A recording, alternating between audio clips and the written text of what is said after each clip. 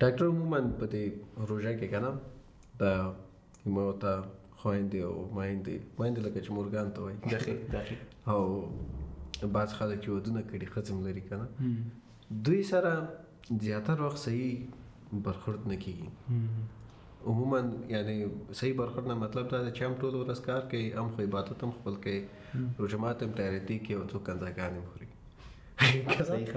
چې روژه یې ما کله به نه خرابوي ګوره وهلې به بې ناره. فارج جان یو پوښتنه زه غواړم تا نه وکړم معمولا ولې ښځې د فشار لاندې که هغه مثلا زما مور زما د پلار د فشار لاندې نه ده دلیل یې پوهېږي چې ده چون زما مورکۍ مالي استقلالیت لري او چون زما مورکۍ پوهېږي چې څنګه خپل خاوند خوشحاله وساتي.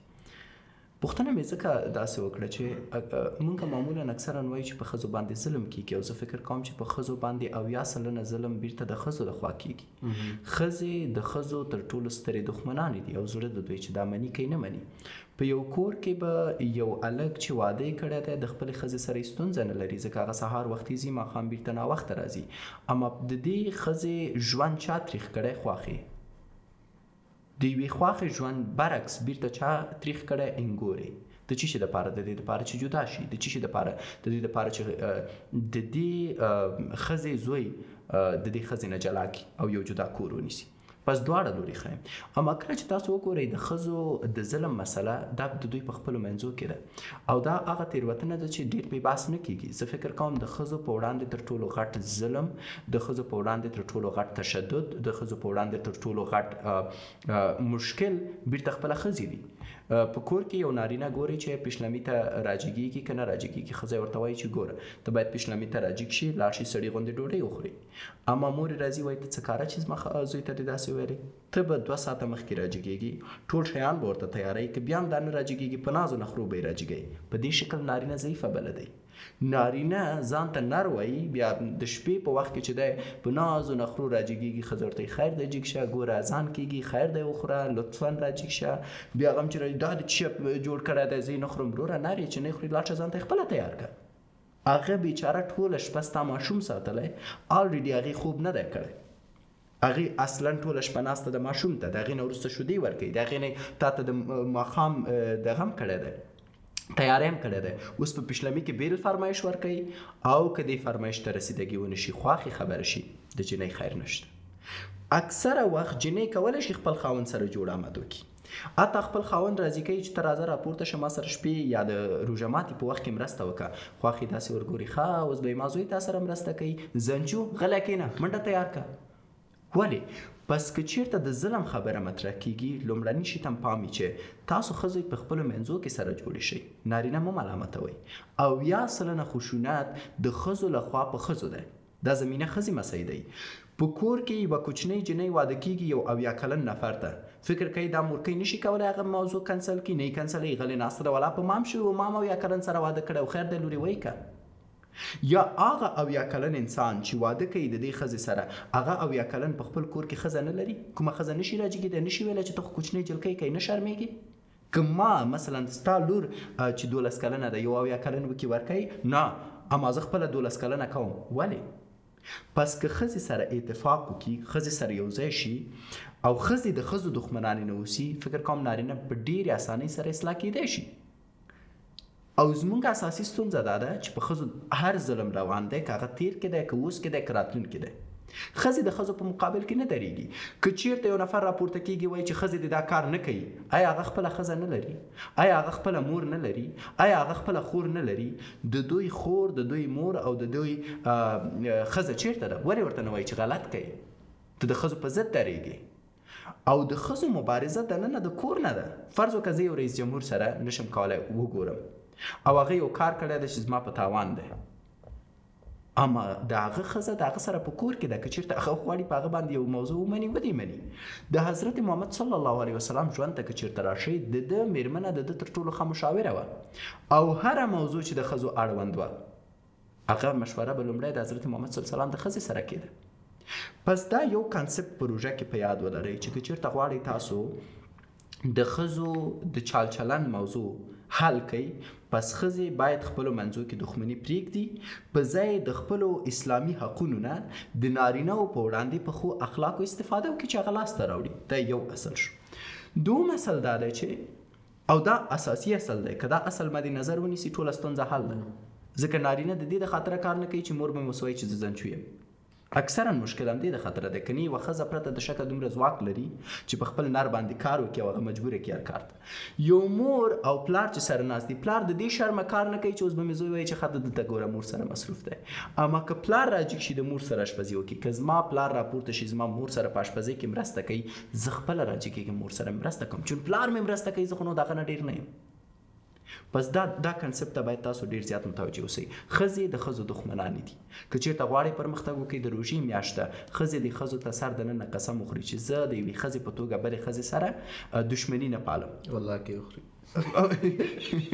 او زه نه غواړم دا ووایم، معمولا دا به ډېره سخت دی زړه خبره ما وکړه چې دوی سره جوړ راشي، خو تا واقعا زما د زړه خبره وکړه. اما ما په ټوله کې دا پیغام ورکوم او دوی ته یو ښه زمینه ده چې مسایده شوي چې بیا د ورځې په آخر کې ټول کښېني چې وواله په ښځو ظلم دی. وروره خپله په خپل ځان کوئ، په موږ یې څه. زه ډوډۍ غواړم، که مې چېرته زما مور ماته وایي چې ته فرض که جګ شه د خپلې ښځې سره کار وکړه، زه به وایم چې نه شم کوی، زه مور ته جواب ویلی شم. پس ته که چېرته غواړې ستونزه دې حل شي، زما مور راضي که، او زما مور که چېرته غواړي په ما کار وکړي چې تر تا ارامه اوسې، دا امکان نه لري، تر قیامت امکان نه لري، چون زما مور ته زه ډېر مهم یم نسبت تا ته. ولې؟ چون د ښځو هغه ارزښت تر اوسه پورې واضح شوی نه دی. ولې ښځې داسې یو مسجد نه لري چې په هغې کې دوی لاړ شي تراویح وکړي؟ ولې ښځې داسې یو ځای نه لري چې په هغې کې دوی کښېني یو نصیحت وکړي؟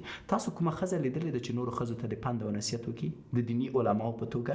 ولې یوه ښځه دیني عالمه موږ نه لرو چې د اسلام په اړه نورو ښځو ته بحث وکړي؟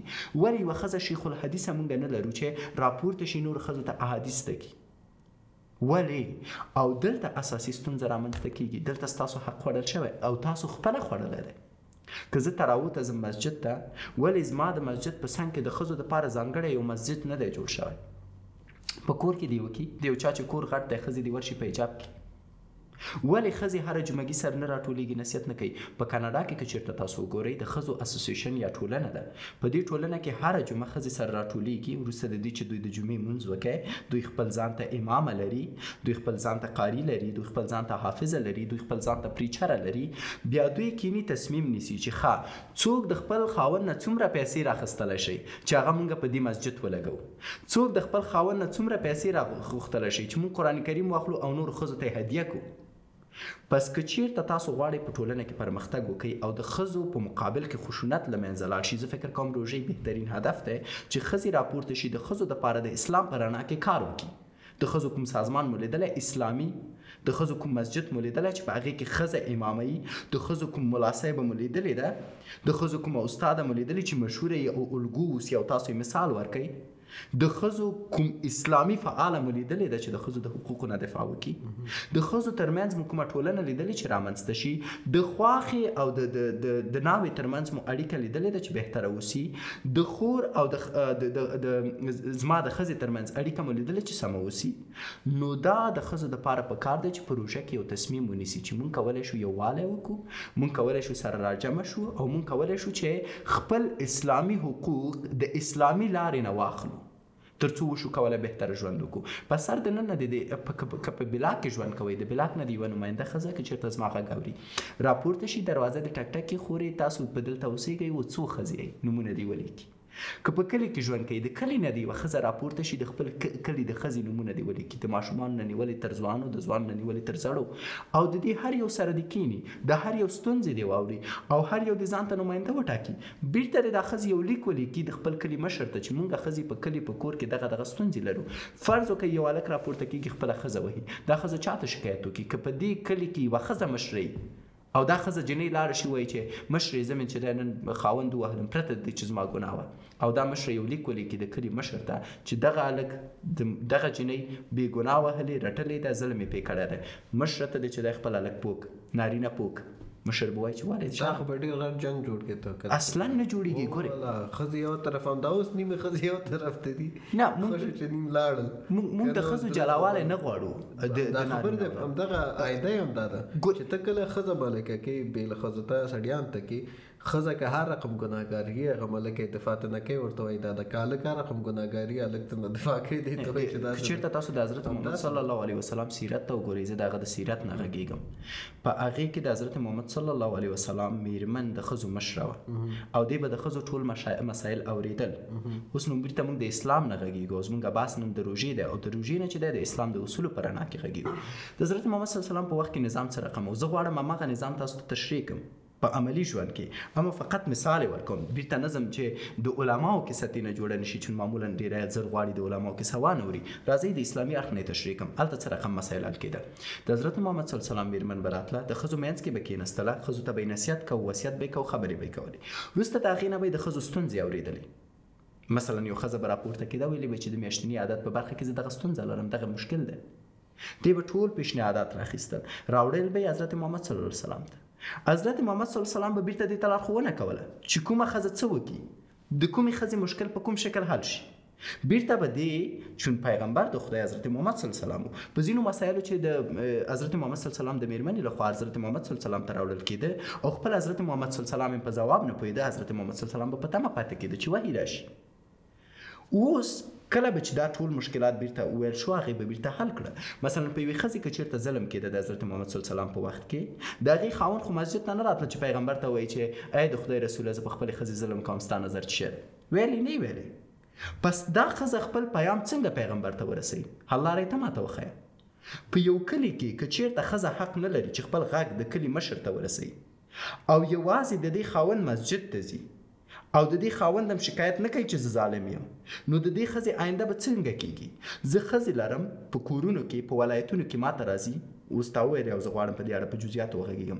خاوند یې پیلاس او پښه ماتوي، خاوند یې د غواګانو سره اچوي، خاوند یې پې غوږ او پزه چې دی غوڅوي، خاوند یې سیخ سور کوي، د دې په جسم کې دا ټاپې ماته ښودلي چون زه محرم یم د یو ډاکټر په توګه. او دا هیڅوک نه لري چې ورته خپل داد ووایي، هیڅوک نه لري چې ورسره مشوره وکړي، هیڅوک نه لري چې خپل درد ورته ووایي. خاوند ته خو یې نشي ویلی ځکه خاوند یې کوي بیرته دا ظلم، چاته یې وایي. د دې دادګاه چیرته ده؟ ښځه باید نماینده ولري او دا ښځه نماینده باید بیرته وشي کولی چې دا مشکل تر نارینه ورسوي تر څو په نارینهو کې حاکم د دې ظلم مخه ونیسي. دا یو سټرکچر دی، اما هو د دې سټرکچر نه باید اروپایي سټرکچر جوړ نشي کوم چې د تا سره هم نظر یم چې دې ته بیا فیمینزم ونه وایي چې فیمینزم راپورته شي چې ښځې بهتره دي، ښځې د تاسو نه ښې دي، په موږ باندې ظلم کوي اوس به دې جزا درکړو. نه، اسلامي سټرکچر د دې د خاطره نه دی چې نارینه وایي چې زه نار یم ولاکه دې پرېږدم او ښځه وایي چې زه ښځه یم تر تا ښه یم. اسلامي سټرکچر څه شی وایي چې ښځه او نر سره مساوي دي، د دوی حقوق سره یو سان دي. کله چې وایم مساوي څنګه مساوي، د هغه شاګرد په توګه چې دواړو 10 نمرې ګټلي د 12 نمرو نه، اما یو اول سوال صحیح حل کړی بل غلط حل کړی، بل دوام سوال صحیح حل کړی ولې غلط حل کړی. په ځینو مسایلو کې د ښځو حق پورته دی، په ځینو مسایلو کې د نارینهو حق ښکته دی، خو په ځینو مسایلو کې د نارینهو حق پورته دی، د ښځو حق ښکته دی. ولې عمومي شکل چې وګوري حقوق مساوي دي. مثلا که الله تعالی نارینهو ته ځواک ورکړی فزیکي، ښځو ته یې هم چنان ځواک ورکړی عاطفي. خو یو ځای کې که تا نه یو شی اخیستی ښځې ته یې ورکړی، په بل ځای کې تا ته یو شی درکړی چې ښځې نه اخیستی. اوس دا سټرکچر باید داسې منظم جوړ شي چې مشکلات حل شي. زه ځکه وایم چې د کور دننه باید مشر معلوم وي. مثلا د ما د کور دننه مشر پلار دی، صحیح ده، اما زه یو مثال ورکوم د دې د خاطر چې دا مهم دی. زما د کور دننه مشر پلار دی او زه داسې یو زوی یم چې خپل مسؤلیتونه نه مراته وم او زما میرمنه د میاشتني عادت په وخت کې کورټکس ته ضرورت لري. خو اوس دا چاته وایي؟ زه خو راځم نه کور ته، زه یو مسافر یم چې مثلا په دوبۍ کې 12 کاله کېږي چې اړولي مې دي. د دې کورټکس ضرورت زما څوک پوره کړي؟ خو زه مجبوره یم چې راشم یوې مشرې ته چې ښځه ده او دا مشره ښځه بیرته زما پیام انتقال کړي هغه مشر ته چې دی ورسره کولی شي مؤدبانه اړیکه وساتي. نو دې مسایلو ته باید پام وکړو. د ښځو اکثرا حقوق چې خوړل کېږي د ښځو د خاطره خوړل کېږي. ستا زوی 12 کاله چې دی په دوبۍ کې پروت دی، د تا انګور حق نه لري؟ پوهېږې انګور نه چې شی جوړه کړي مطلق نوکره د هغه بې غیرته په دوبۍ کې 12 کاله پروت دی، کور ته نه راځي. د ده ښځه خپلو د ده ورونو ته خدمت کوي چې نامحرمې دي، محرم ورته نه دي. د ده مور او پلار ته ټوله ورځ دیګ و کاسه کوي چې نوکري ده. دا غیر شرعي او اسلامي کار ده. که ته غواړې کوم اسلامي کار وکړي چې زوی دې په دوبۍ کې د ښځه ورولېږه چې عملته یي، تا دا ښځه د هغه دپاره کړې، دا ښځه ضروریات لري، زه نه پوهېږم ستا زوی په دوبۍ کې خپل ضرورت څنګه پوره کوي اما دا ښځه یې څنګه پوره کوي. پس دا مسایل شته دی او په دې کې باید په روژه کې موږ فکر وکړو که چېرته غواړو مسلمان شو او په واقعي معنا مسلمان شو روژه تر ټولو ښه فرصت دی. نو ځکه مو د ښځو بحث وغوښتو چې د یوې بلې زاویې نه راواخلو هغه زاویه چې هر څوک پرې پوهېږي اما نه غواړي جرأت نه لري چې په اړه یې وغږېږي.